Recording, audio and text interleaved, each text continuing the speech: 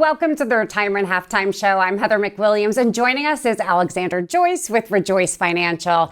Alex, you know what's really frustrating about Social Security is we can't control it. We can't control how much is in it, how it's managed, and we can't just pick up the phone and call Uncle Sam for advice. Or can we? I mean, if you still don't know what the administration, it's going to take some time, probably longer than it is to get a hold of the IRS. And so, I think that there's some uncertainty there. It's a fact, right? I mean, I went and studied for this exam called the NSSA. It's called a National Social Security Advisor designation to be educated on the topic of Social Security and to be able to talk to the public on a national scale because, when they make decisions, make decisions centering Social Security or the administration, if you will, it's unfortunate that the people, us, are the last to know. Right. And so my duty, I believe, when it comes to Social Security, because it is a big deal.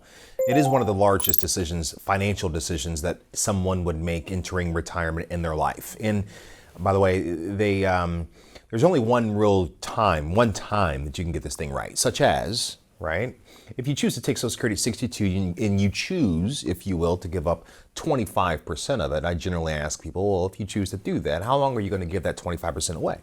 Well, the answer is forever, right? And so these are forever decisions. There's no going back on things like this, okay? And so we call it, Social Security, one of the income foundations of retirement. Now, people approaching, 62 or full retirement age, there is some, there are those that want to defer, right, from 62 to 65. One of the big things that people do when they have fear that Social Security will go away is that they'll take it sooner, give away that 25%, but to continue working, right? Okay. And so what happens is Social Security is taxable up to 85%, and so they've lost the 25%. They keep working, get penalized to 50%, and then they're taxed up to 85%. And so really they're not receiving Social Security, they're just really giving it back, but it is peace of mind, right? Mm-hmm. And so we really just want people to understand the decisions that they're making, and we really want people to get advice. Hope it's us. We're very educated, very versed on the topic of Social Security. It is one of the legs underneath of the financial planning stool, right? And so it is, we want to give proper education advice. We want to use technology to be able to take personal bias out, to run algorithms on the most efficient way, Heather, to take Social Security in conjunction with an overall income plan. And so they're critical decisions. Yeah, you want to maximize these Social Security benefits to the best of your ability. There are so many choices. The difference between what you do could cost you tens of thousands of dollars. That's an easy way to put it. It's not a decision to take lightly. It isn't. And one of the things that people sometimes do, and again, I can give examples all day long, right? These are just stories of situations and people that I've helped, right, with no names. I'd hide your identity too. And so what happens is if someone is really fixated on maximizing, if you will, Social Security benefits, and they're going to retire early. So what they generally do is they'll defer taking Social Security till either FRA, full retirement age, whether it's 67 or 66 and 10 months, whatever that number is, right?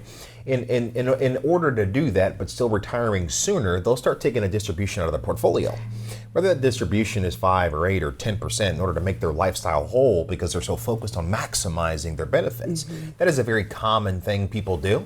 Listen, no recommendations on our show, of course. That would be malpractice because we don't know you yet.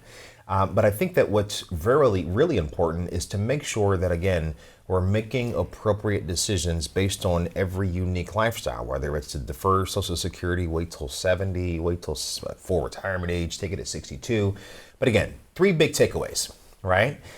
When making a Social Security decision, there's 3 big things I want people to think about. Need for income. The need for income. Sure. Yes. Right? Yes. Your personal health. Right. Your personal health, right? Right. And then your longevity. Because eventually those 2 things, again, always cross, and we want to make decisions based on facts and data. Yeah, because I think a lot of people are underinformed and they make decisions based on emotions. They do. Yeah. So they need that roadmap. They need us. And that's where you guys come in. We do. Yes.